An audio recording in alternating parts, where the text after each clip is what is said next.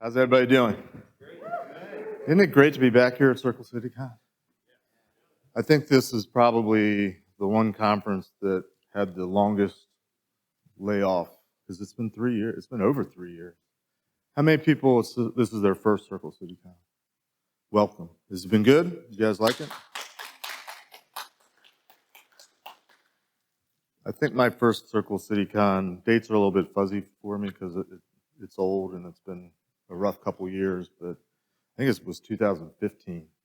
And this was technically the first hacker conference that I ever spoke at. So I'm very honored to be able to have the privilege of being closing keynote.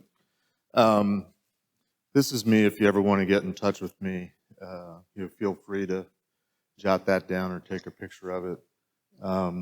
I've had my phone number up on this slide for years, and somebody actually called me one time. And I was out on my front porch. We had about an hour conversation.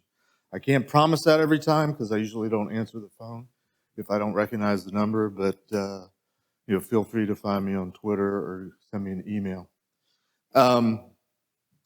Be honest, how many people have no idea who I am? Never heard of me before. Okay, well, you'll learn a little bit about me in this talk. I have been in what I call the information security industry business for, I count 40 years now. It's close enough that I'm rounding up. My formative years were working with the Department of Defense. I spent 10 years at the National Security Agency. I'll talk a little bit more about that. That's sort of the first part of this talk. Came out into the private sector about 26 years ago. Been doing security consulting in one way, shape, or form ever since. I've spent most of the last 20 years focused on something called the payment card industry, PCI. Any PCI fans out there? Not many. That's another talk for another day. It's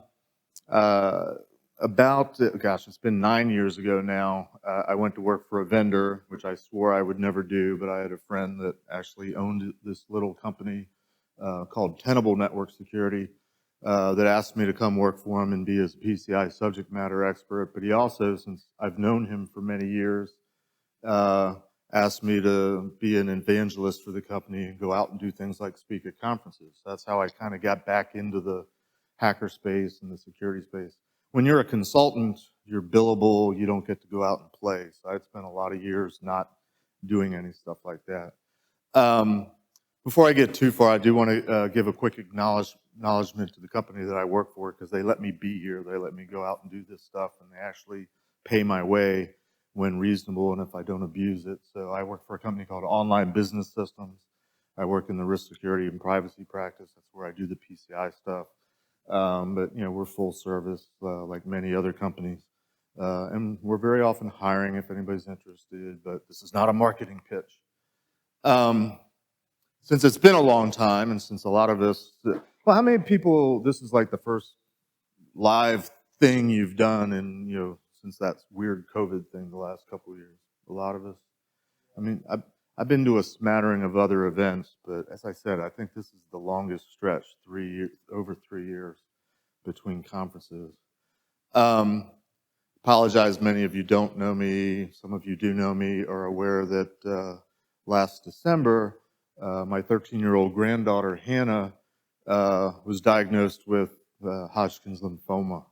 So just to give an update on that, in case you haven't heard, because it's kind of been where my headspace has been most of this last year. She went through 6 months of chemotherapy, and she is right now cancer-free.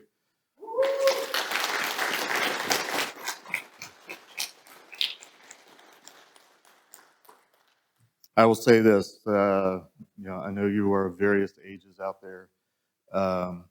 You expect to bury your parents.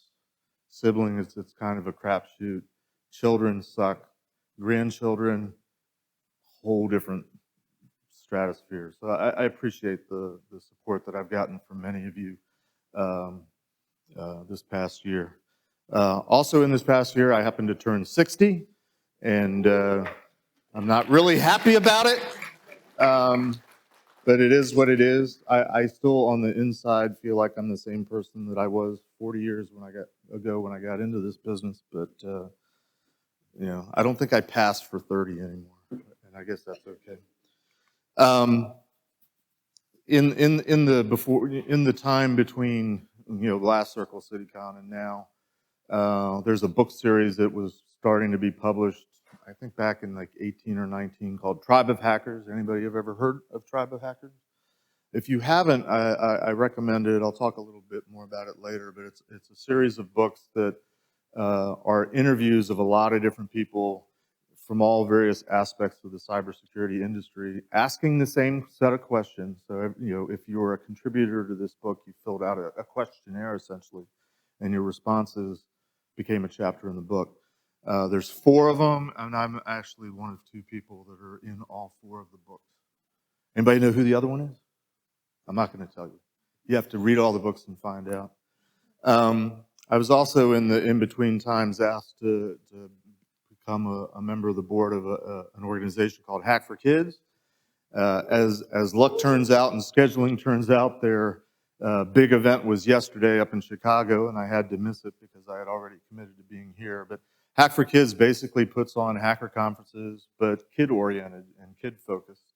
So if you have children, feel free to look into it. Based in Chicago, we'll be at GurCon up in Grand Rapids in October, running a conference. I think we do CypherCon as well, which is Milwaukee in, somebody help me out, is it May, April next year?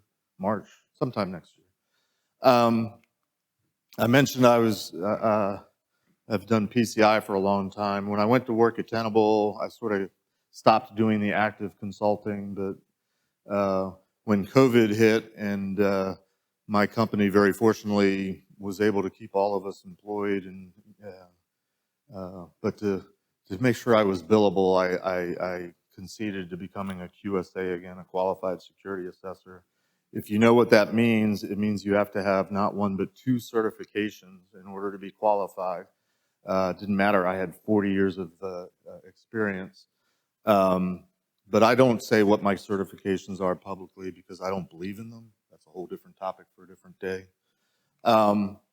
Also in the in-between time, gentleman I met at DEF CON a few years ago, he actually lives in the area, and if you happen to notice the Lionfish security booth, that's his company. He's ex-Special Forces. Special Forces was one of my customers back in the NSA days, and because of work that I did for Special Forces, he was able to get me into the Special Forces Association as an honorary lifetime member. So that's kind of cool. Not a lot of civilians do that. I met a guy named Paul Asadorian in my time at Tenable. He's been doing a podcast called Paul's Security Weekly for, I think, 16 years. I started doing it, I think, about 7 years. Haven't been doing it much lately because of the granddaughter thing. But he gave me my own show a couple years ago called Security and Compliance Weekly. And then we got bought out by a corporate behemoth, and they canceled my show, unfortunately. Beginning of 2021, I think I was interviewed on Darknet Diaries, telling some of the stories from my NSA days. Unfortunately, I can't get to tell the whole story today, but go listen to it, and you'll begin to hear a little bit about why I'm up here. I also did another podcast called Malicious Life, telling different angles of my NSA days. Also in the interim, which is kind of where this talk came about, was I was asked to be an advocate for a group, Hacking is Not a Crime. Anybody know about it, affiliated with it?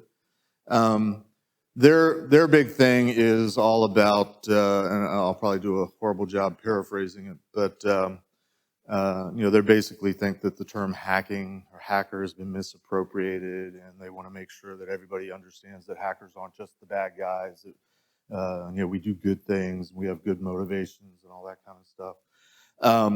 But when I joined that and I started reading through all the stuff that I'm supposed to be ascribing to, it got me thinking about, well, I've met a lot of people over the years at conferences, and I sometimes think that the people that are running around calling themselves hackers perhaps are misappropriating the term, because I don't get the sense that they're hackers.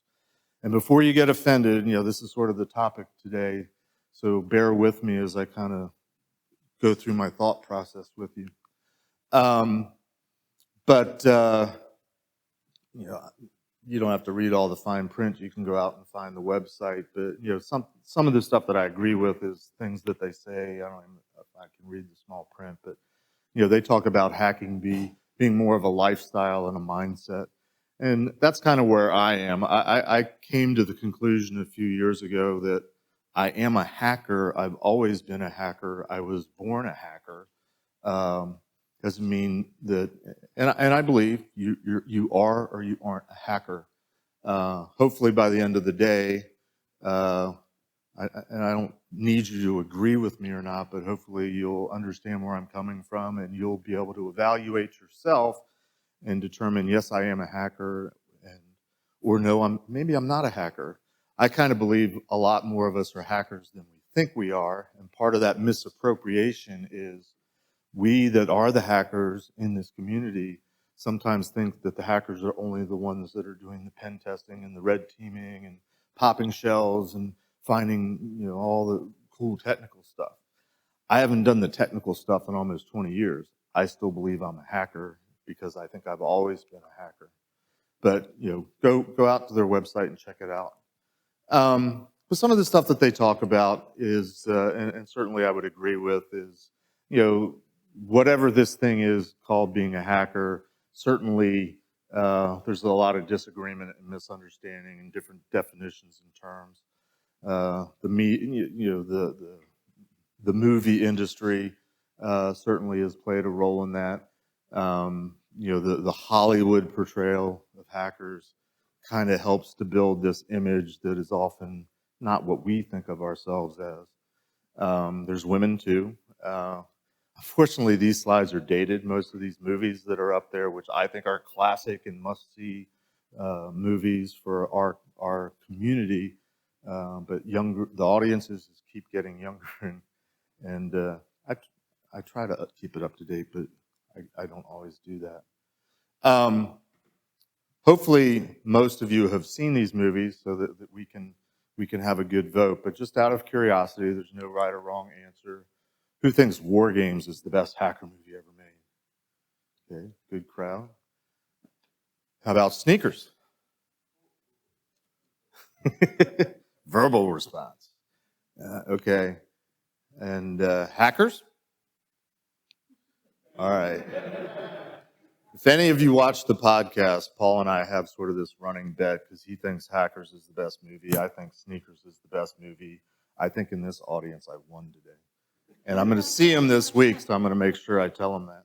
There is no right or wrong answer. I think it's actually interesting that when I talk to people about what their favorite hacker movie is, it tells me a couple things about them. One is it kind of gives me a rough idea of their age or when they came into the community. There's some other subtle differences in the movie. But, I mean, if you think about the red teaming, pen testing part of this industry, that's all kind of based on what they were doing in the movie Sneakers, which came out. It just had its 30th anniversary. Somebody was telling me this weekend, in the last week or two or month or something like that. So, what's that? Yes. If you haven't seen the movie, go watch it. I think most of us would agree that we have an image problem. When I was doing the research for this talk, I went out and, are there lists of the world's famous hackers, best hackers? And there are, and there's quite a few of them. There are hackers that are well known and sometimes advertise themselves as being the most famous hackers that primarily are bad guys. They're ones that got in trouble, broke the law, got arrested, went to jail, and nowadays are hailed as heroes. I have opinions on that. I won't go into that too much, but can we all agree maybe that the image that's portrayed needs to be worked on? Anybody disagree with that? Of course, the media doesn't help too much. There is that classic image that we see all the time of what a hacker really is. But how many black hoodies is too many to own? 7? I lose. I put this out on Twitter a while back, and somebody copied it, and they labeled it, like Sunday, Monday, Tuesday, Wednesday, Thursday, Friday, Saturday, weddings, funerals, special events. But some of my thoughts on hacking, and again, I sort of try to take a scientific approach and try to be open-minded when I consider topics like this. I try not to infuse my bias, but I acknowledge that I do have a bias because if I've taken the time to think about something and make a conclusion, I kind of think I got the right answer, which might be arrogant, and I apologize. But I looked up I start with the dictionary. What does the dictionary say is the definition of hacker? And I read that, and I'm like, why are we having a discussion about this? Why are we claiming to be hackers? But, there's more definitions. But, notice that the last definition is the thing that kind of gets most of us a little bit upset, is that there is this documented, it's even in the dictionary perception that hackers are bad guys. So, in the before times, it hasn't happened much lately, I would very often get approached after talks or in conversations with people, especially younger people, wanting to get into the business, wanting to get into the industry. And it's usually some form of, I want to be a pen tester, I want to be a red teamer, I want to be a hacker. And always in the back of my mind, I'm thinking, if you have to ask how to do that, you might not be a hacker. Part of being a hacker, at least to my way of thinking, and I had a conversation about this with someone this weekend, I think one of the key elements or indicators that you might be a hacker is having a natural curiosity. If you want to be something and you're curious about it, you would figure out how to do it. That's my take on it. The other thing I thought of as I was putting this talk together is on our podcast, when we interview people, we typically start the interview, the conversation, with asking the person, so how'd you get your start in cybersecurity? And I certainly have answered that question many times over the years. And I usually just say, well, I started at NSA. But at some point I started thinking, especially putting together this talk, but that doesn't really tell the whole story. The real answer to the question, at least to me it is, how did I get to NSA? So I started looking into that, and I certainly know how I got there, but I started thinking about it. And this again, where for those that don't know me and don't know my background, bear with me for a few minutes. I'm just going to very briefly run over some highlights. I was there at NSA from 1986 to 1996. In my time there, I became certified as a cryptanalyst. I was involved in at the time what was called the defensive side of the house, which we actually called information security. There was the offensive side of the house, which was called operations, which is what mostly NSA is known for, stealing communications. In those days, it was mostly intercepting communications, which was mostly radio traffic out of the air. And then later on, I got involved, and it was sort of the beginning of the internet age, and at least the internet becoming publicly available, and sneakers had come out. We started getting into this whole idea of testing the security of systems and networks by breaking into them. We called them vulnerability and threat assessments, but we referred to ourselves as hackers, and we were trying to build the hacker culture. But when I started at NSA, which was in 1986, I had never heard of NSA. I grew up in Maryland, and NSA is based in Maryland. NSA at the time was looking for very specific skill sets. They called them critical skills: mathematicians, computer scientists, engineers. They would go out to college campuses, job fairs, and recruit people. Hey, graduate, you've got a job, come to work for us. I know many people that I work with, and I'm still involved with many of them. We have an alumni mailing list, email list. A lot of them didn't go through the process that I went through. They simply showed up at a booth, showed their resume, they got the degree, they got the job. Computer science. How many people are computer scientists, mathematicians, or engineers here? Very few. I apologize. I'm not upset at you guys in particular, but I have always been a little bit frosty about how, as I'm going to tell you in the next few minutes, how all these people got very special attention.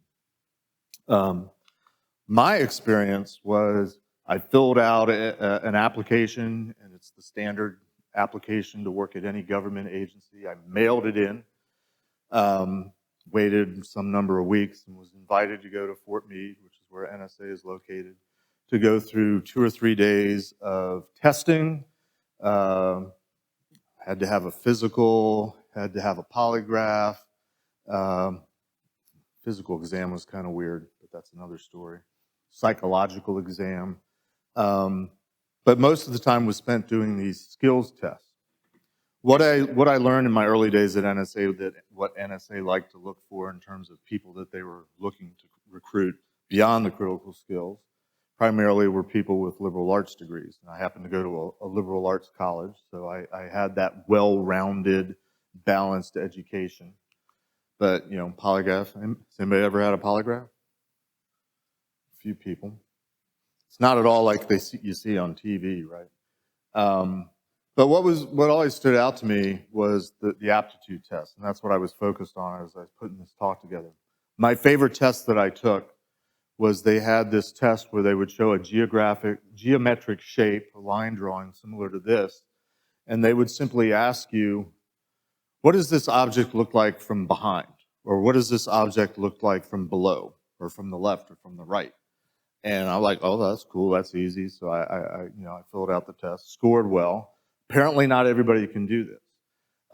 There was another test that was like an artificial language. It was not a computing language, but a spoken language. But it was a made-up language, and they would have all sorts of, it was all in the days of, again, stealing messages and radio traffic, communications. So it was set up to look like communications traffic, people talking back and forth. And you were you were asked what looks like a noun, or what looks like a verb.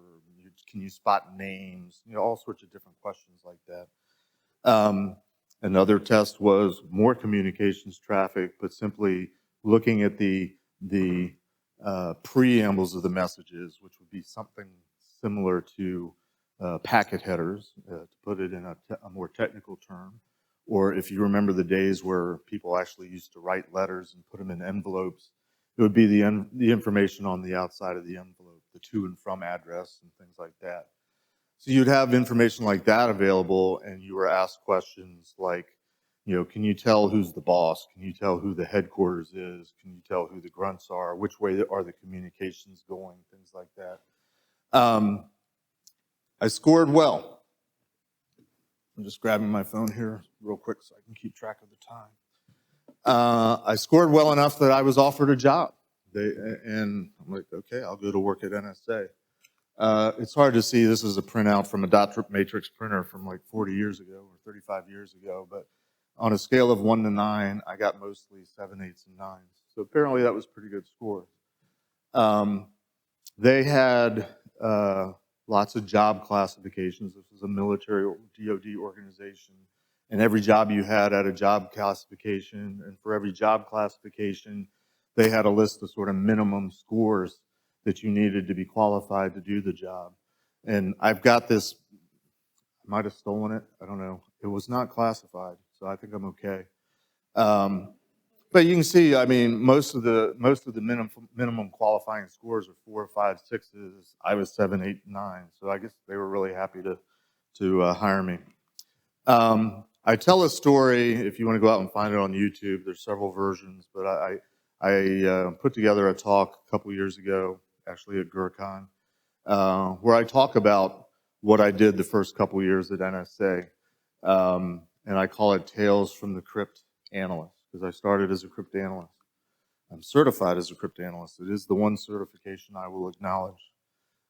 There's stories to all this, but just as a highlight, I was at NSA, again, kind of pre-internet, but certainly IBM desktop personal computers were becoming a thing.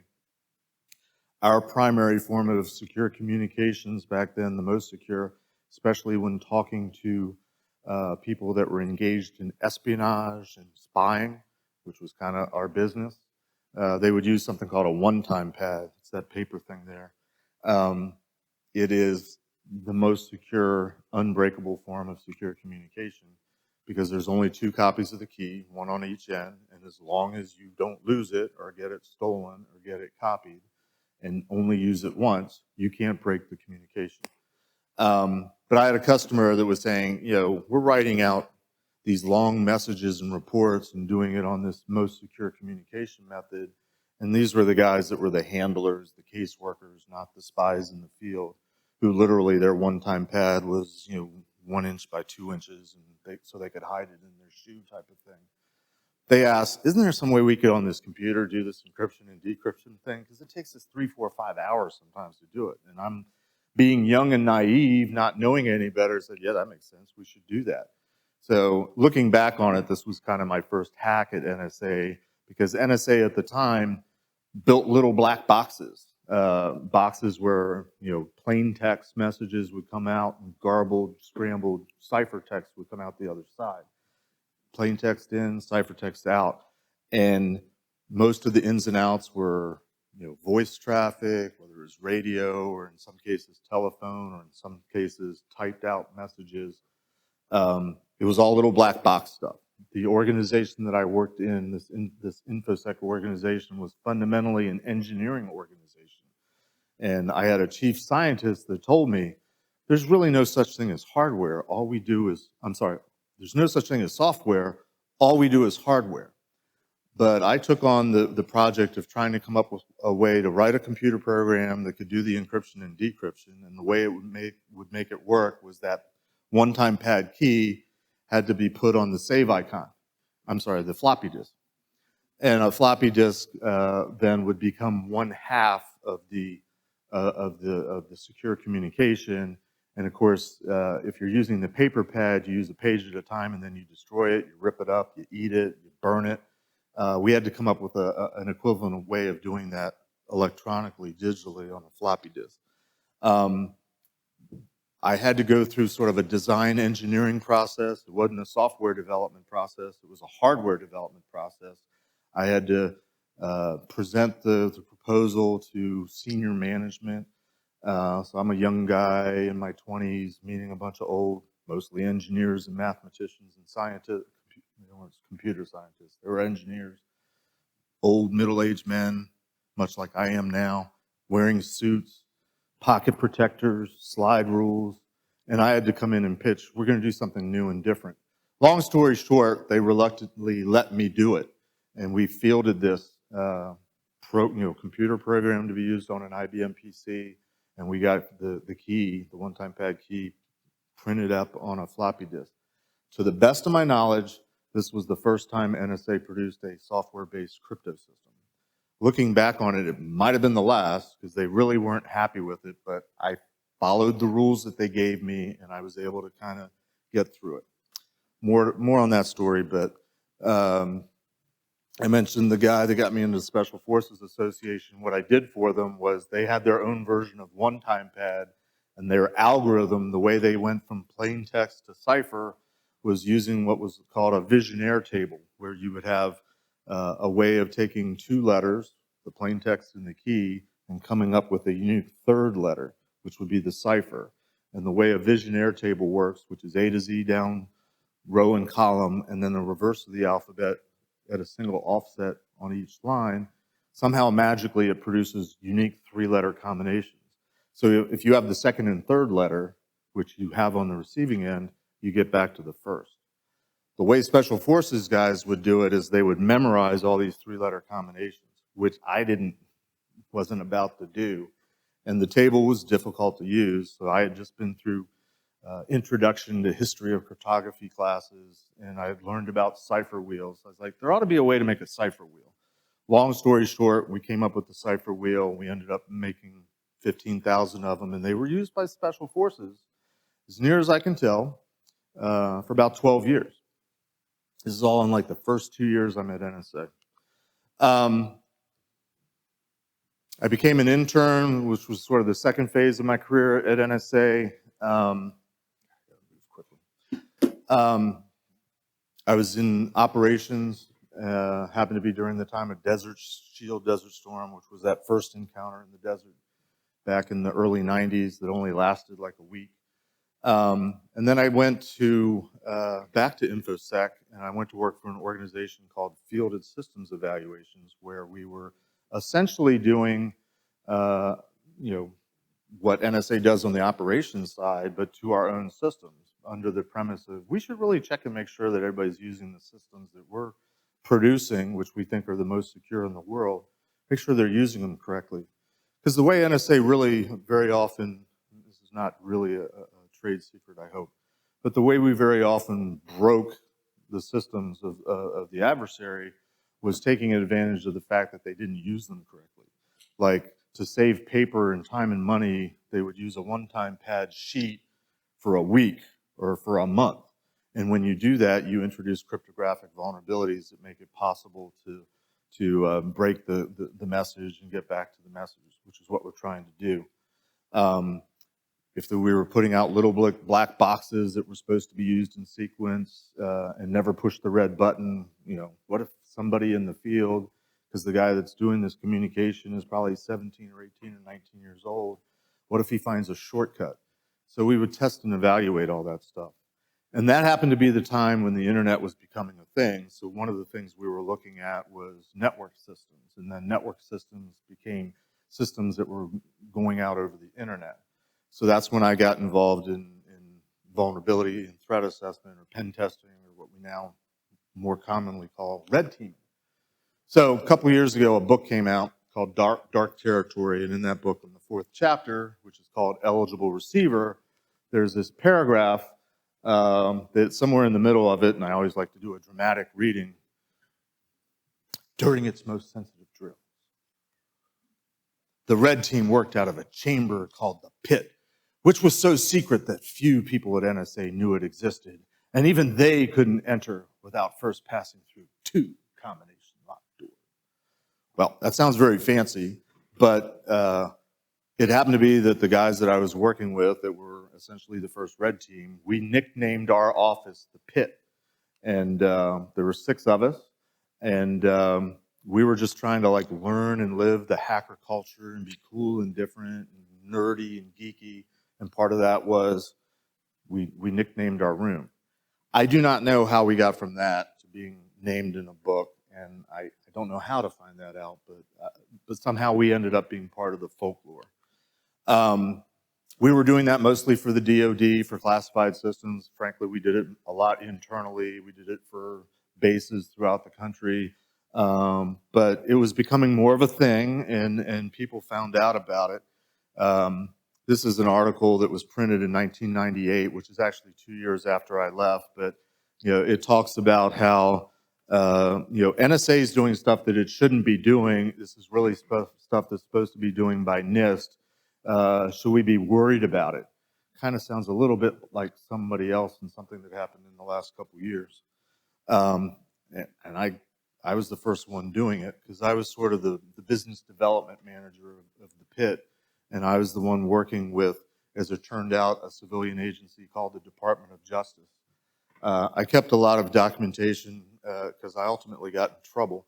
And I wanted to preserve the evidence, but this is a letter that was from the director of NSA to the Attorney General of the United States.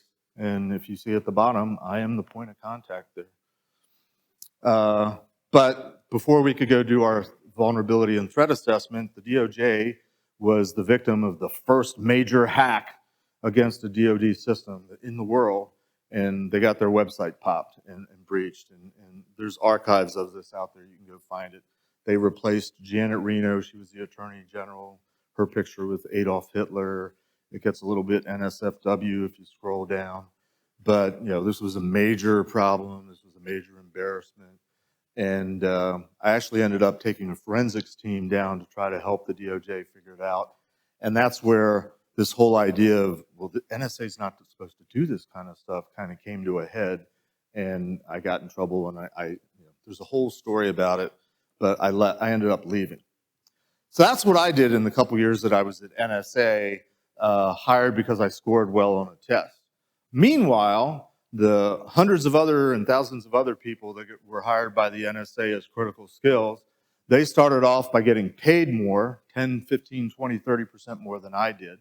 They were first in line for promotions. They were first in line for the opportunity to go get an advanced degree and have the government pay for them. And you were supposed to give your government time back commensurate with how much time you spent at education. But the clock was running at the same time you were going. So it literally, as soon as they got a master's degree, they had to wait like a month. And then they could go out in the private sector, which they did, to make even more money. And yes, I'm still salty about that. So it's not you personally, you guys that are mathematicians and computer scientists and engineers. But I had to fight for everything that I did there, and I did not fit the norm of what they were looking for. And I think that means something today, especially because we talk about the labor shortage and the shortage of cybersecurity professionals, and we have to find people that have 15 years of experience for beginner roles, and they need to have this degree and that certification and that training, and it's a mess. And that's part of where this talk is going. But what impresses me with NSA is that they knew how to find me. And I'm still doing the research on that because I really don't know how they did it, but they did it. They had a way of weeding out and finding aptitude and potential in me, and they were able to hire me.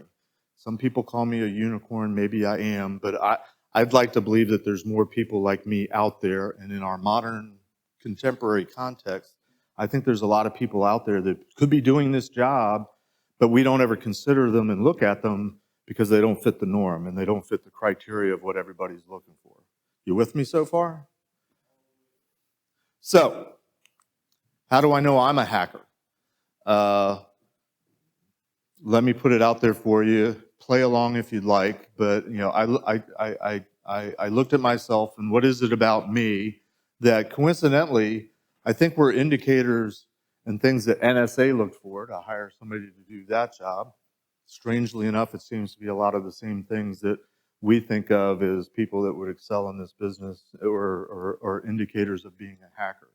So one thing that I've always loved to do is puzzles. When I was a kid, as a whole family, we would get this thing called the Dell Crossword Puzzle magazine. We would buy one before we'd go to the beach for a week, and everybody would pass it around on the beach and take turns doing different kinds of puzzles. And it wasn't just crossword puzzles. There were crossword puzzles where not only did you have to find the words, but you had to figure out what the grid was. A little bit more challenging. Loved doing that kind of stuff. There were puzzles that were kind of like cryptography, Caesar ciphers, where you're trying to figure out, answers and unscrambling things. In fact, they used to have this. There used to be a thing called the newspaper. Anybody remember the newspaper? Funny Pages. Funny Pages often had puzzles in it, and there was a daily crypto quiz, which is just a Caesar cipher. But it was a fun thing to try to solve, usually a famous quote. And, you had to learn how to do that kind of stuff. These days we have Wordle. Does anybody do Wordle? I do it every day. And how about Quirtle? It's 4 at once. Love doing that. Somebody asked me a couple weeks ago, do you think this is a recruiting tool for NSA? And it may very well be. But my favorite thing to do in the crossword puzzle book was something called a logic problem. And all of us love to do it. I'm the youngest of 4 boys, and my dad was actually a physicist. And because I have daddy issues, I never took a physics class, but that's another story. But we always used to love doing the logic problems. And my dad would make us, since it was a magazine and there was tables there that you would use to help fill out and solve the logic. Nobody was allowed to write in the book. We all had to find graph paper or paper and redraw the table. So we all had a chance to do it. Now, interestingly, when I worked at NSA, when I first started and I was looking for a job, the office that I ended up in, where I was doing the manual cryptography and designing the wheel and the software-based system, there was a guy that was temporarily assigned there that was a cryptanalyst from the operations side of the house. But years ago, he had been an intern and done a tour in this office, and he was taking a diversity tour, coming back and helping out. So I met him. This was one of the offices that I interviewed for. And he sort of became my mentor, took me under my wing. And one of the things he asked was, who else is talking to you? Because it wasn't really like job interviews. It was like talking to a series of used car salesmen, as it turned out. It was weird. But he kind of helped me navigate. And he's like, no, you don't want to work there. No, you don't want to work there. Actually, this place is a kind of cool place to work. And that's where I ended up working. And, the rest is history. But strangely enough, one of the things that this guy did as a hobby on the side was write logic problems for Dell Crossword Puzzle magazine. I'm left-handed, so I'm raising my right hand. I'm left-handed. How many people in here are left-handed? Surprisingly few in this audience. I don't know if you pay attention, because if you're not left-handed, you don't tend to pay attention. But our industry seems to have a propensity for attracting left-handed people. I don't know why, but I think, statistically, 17% of the population is left-handed. I'm very often in groups where, it might be 30%, 50%. I was at a dinner one time, there was like 8 people. We were all left-handed. I don't know what it is about left-handed, but I'm left-handed. Oops, I went the wrong way. I do have issues about being left-handed. I'm sort of militant about it because the world is right-handed. When I was in first grade, one of the cool things in first grade was you got a school box, and you got all sorts of pens and pencils, and you got scissors, and everybody else in the class got these pointy, sharp, tight scissors, and I got this blunt, loose, rusty, lefty scissors, and they printed lefty right-handed upside down on the things. So all my life I've wanted to have left-handed scissors. I do have them now, but I've always kind of had issues with that. I don't fit in. I don't feel like I fit in very often. Anybody else feel that way? Does it feel sometimes that we come together as a community because we are the island, the misfit toy? You were just talking to me about that earlier. I don't like to be told no. I don't like to be told I can't do something. Anybody else feel that way? This cartoon was given to me, clipped out. It's somewhere in a box somewhere, but I had a high school girlfriend that clipped this out and sent it to me. And she obviously recognized something 40 some odd years ago. Anybody else have trust issues?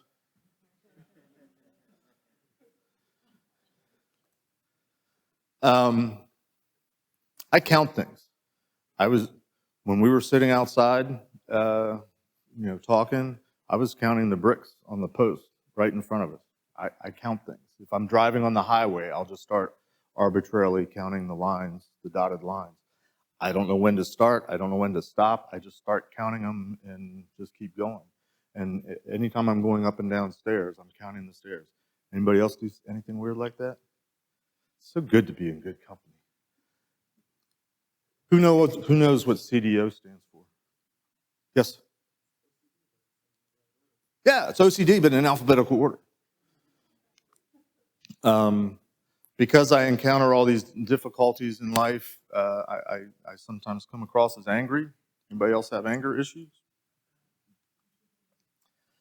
Be honest, how many people rip this thing off? How many people know people that, oh my God, you can't do that? They are not the hackers in the world. A lot of people in this industry are musicians. How many people are musical? I grew up in a musical family. That's me wearing a hat that my brothers brought home from the New York World's Fair, which was like, I think, 1965 or 66. And they brought me a ukulele, and I always knew I was left-handed. I don't know what to call this, but because I think because of the discipline of doing logic problems, I look for logic flaws in things, especially in processes, and I don't know how I do it, but I just see the wrong, and of course one of my problems, which leads to the anger issues, is once I see the wrong, that's all I see, and everybody else has got to see it too. And of course, I have to tell people about it, especially if they ask, which means I get fired a lot. How many people have been fired at least once in their career? 2 times, 3 times, 4 times, 5 times? I think I'm up to 5. And then there's other various issues I have. Like I said, I'm a little bit frosty. I have a chip on my shoulder a little bit about how I was passed over at NSA and didn't get the promotions because they had to promote the other guys that were going to leave in a year anyway. And of course, hopefully most of us know the answer to this question,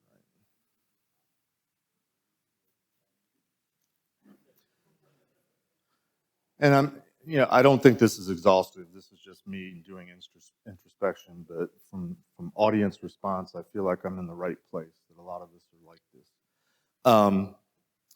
But if you're not like that, that's okay too, because ultimately I think we need to figure out our potential, and we need to find ways of finding the potential in people. And there's lots of stuff to do in this industry that don't necessarily mean you have to be a hacker, the way we think of hackers being hands-on and breaking things and doing all the technology stuff. I mean, I walked away from that almost 20 years ago, and I've been, sometimes people call it human hacking, but that's been also co-opted. I try to work with organizations and work with people and try to help them be more secure. And there's a challenge, there's a puzzle every time I go into a new customer, not because they have new problems, everybody's got the same problems, but because there's different corporate cultures, there's different personalities, there's different power structures. And part of what I try to do is just sort of evaluate it and figure it all out. It's a puzzle. I know I'm running out of time, and I apologize, but I am the closing keynote, so they have to wait. Anybody know who this person is? It's not Colonel Sanders. Number one answer, still wrong. A gentleman named Robert Fulghum. I don't even know when this book came out, but it's a great book. Anybody ever hear this book or read this book? If you haven't, I recommend reading it. It's basically, I don't know, I think he's a psychologist, and he's spent a lot of time doing studies of young people and grown-ups and where things go wrong and stuff like that. So all the life lessons that he learned in kindergarten, that's sort of the premise of the book. Speaking of kindergarten, here's a fun one. This is my actual kindergarten class from, can anybody read the date there? It's like 1968. Anybody want to try to guess who's me? Where am I in this photo? Don't take too long because we're running out of time. Sorry? I spent a lot of time in the principal's office, yes. Where am I? Anybody spot me in the crowd? Give up? We can't take too long. That's me right there. I used to have hair. But I want to take a few minutes just to read something that this gentleman, Robert Fulghum, wrote. So these are not my words, but this is something that I read years ago and sort of words to live by. I apologize I'm reading to you, but bear with me. So he wrote, over the last couple years, I have been a frequent guest in schools, most often invited by kindergartens and colleges. The environments differ only in scale. In the beginner's classroom and on university campuses, the same opportunities and facilities exist. Tools for reading and writing are there, words, numbers, areas devoted to scientific experiment, labs and work boxes, and those things necessary for the arts, paint, music, costumes, room to dance, likewise present and available. In kindergarten, however, the resources are in one room with access for all. In college, the resources are in separate buildings with limited availability. But the most apparent difference is in the self-image of the students. Ask a kindergarten class, how many of you can draw? All hands shoot up. Yes, of course we can draw, all of us. What can you draw? Anything. How about a dog eating a fire truck in a jungle? Sure, how big do you want it? How many of you can sing? All hands. Of course we sing. What can you sing? Anything. What if you don't know the words? No problem, we make them up. Let's sing now. Why not? How many of you dance? Unanimous again. What kind of music do you like to dance to? Any kind. Let's dance. Now. Sure, why not? I did that already. Do you like to act in plays? Yes. Do you play musical instruments? Yes. Do you write poetry? Yes. Can you read and write and count? Yes. We're learning all that stuff now. Their answer is yes, over and over again. Yes, the children are confident in spirit, infinite in resources, and eager to learn. Everything is still possible. Try those same questions on a college audience. A small percentage of the students will raise their hands when asked if they draw or dance or sing or paint or act or play an instrument. Not infrequently, those who do raise their hands will want to qualify their response with limitations. Well, I only play piano, I only draw horses, I only dance to rock and roll, I only sing in the shower. When asked why the limitations, college students answer they do not have talent, are not majoring in the subject, or have not done any of these things since about third grade, or worse, that they are embarrassed for others to see them sing or dance or act. You can imagine the response in an older audience. The answer, no, none of the above. So the question he asked is what went wrong between kindergarten and college? What happened to yes? Of course I can. So, I could go on and on about this, but time is running out. To summarize, I think you are or you aren't a hacker, and if you are, great, and if you're not, great. More importantly, figure out what it is that you're good at, figure out what it is that you like to do. Hopefully, if you're really lucky, they're the same thing. But my challenge to us as a community, though, and I'm open to ideas. I haven't figured this one out yet. It's the puzzle that I'm working on right now. What are ways that we can work on trying to find the potential and the aptitude in people, especially the ones that aren't fitting into the preconceived notion of what we are supposed to be doing and looking like for all the roles in cybersecurity? I mentioned Tribe of Hackers, at the beginning. It's kind of what they captured in that book. The people that are all identified as hackers in that book, very few of them are the ones that are running around in black hoodies and haven't seen the light of day in years. They come from all walks of the cybersecurity realm and the IT community, and they're experts in their field, and they all have stories. I mean, the questions asked in the book are like, how'd you get your start? What's your favorite movie? What's your biggest success? What's your biggest failure? But it's a whole cross spectrum of people, but they had to do something to get where they were today, which I think is the essence of being a hacker. So, like I said, let's figure out how we can do this and how we can find others, and hopefully be comfortable with ourselves, with what we are and what we are not. And I don't want to be a downer to anybody's like, oh, I guess I'm not a hacker. No, but you are something, and you can be good at what you do. That's kind of it. Any questions or comments? Yes, sir. Hey, do me a favor. I don't know if it's illegal, but so I can hear you.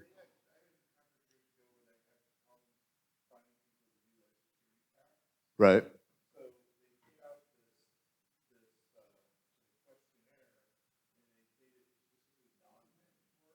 Right.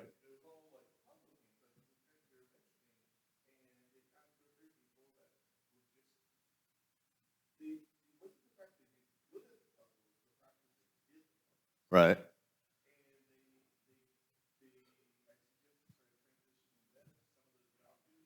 Mm-hmm.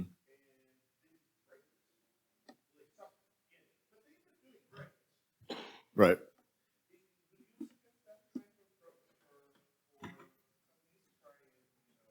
Oh, I think absolutely something like that is needed. I mean, there's an old saying that the definition of insanity is doing the same thing over and over again, expecting a different result.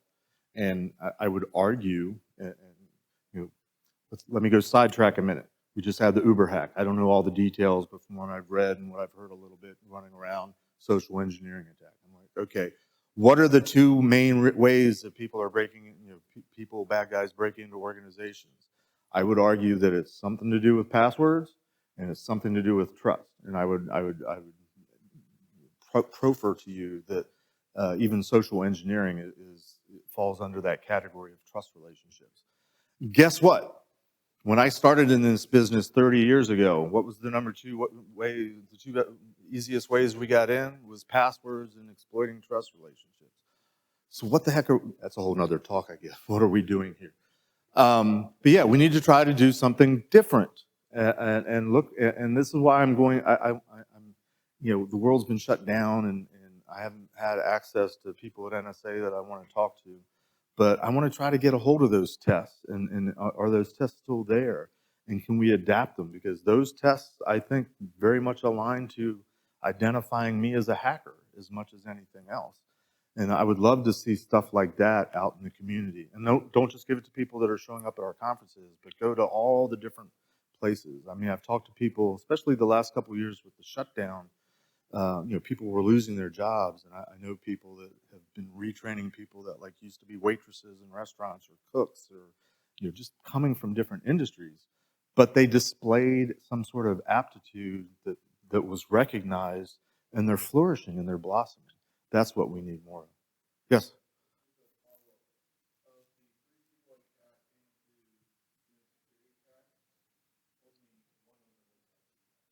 right? Well, I wasn't an IT guy because it didn't exist when I was growing up. But, having said that, though, I mean, it helps to come out of the disciplines that you're going to work in. But guess what? This business we're in is not just about the technology, it's about the whole business. So it seems reasonable that we could pull people from every facet of a business or organization and they could succeed in doing this stuff. It's another topic for another talk. Any other comments or questions? You've had your share. Somebody else? All right, go ahead.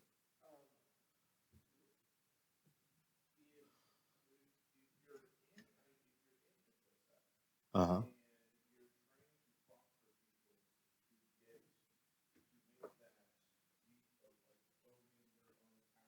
Mm-hmm.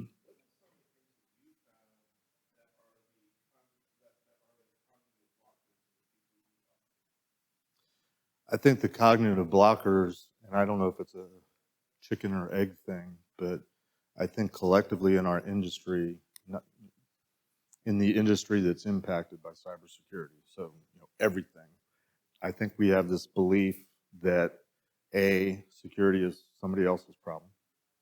It's done for us, and we also have this belief that the technology will solve everything. I think those are two of the biggest cognitive blockers, because if you don't think that you're good at the technology, you don't think you can do this. If you don't, it's sort of the lack of thinking. I call it willful ignorance. If you don't take personal responsibility in your actions, whatever your job is, because you think somebody else is doing it for you in the organization, I think that's also a cognitive blocker. May not be what you were looking for, but I hope that's an answer to your question. Yeah. Anybody else, questions or comments? How many people are encouraged after having heard these people? How many people need to go have a drink now and reconsider it? This is my Q&A slide, but I mean, this is also part of being a hacker. It's that curiosity thing. Question everything. It's another blocker. Assuming that somebody else has figured out and this is the best way to do things. I never believe that. I always look for, is there a better way to do something?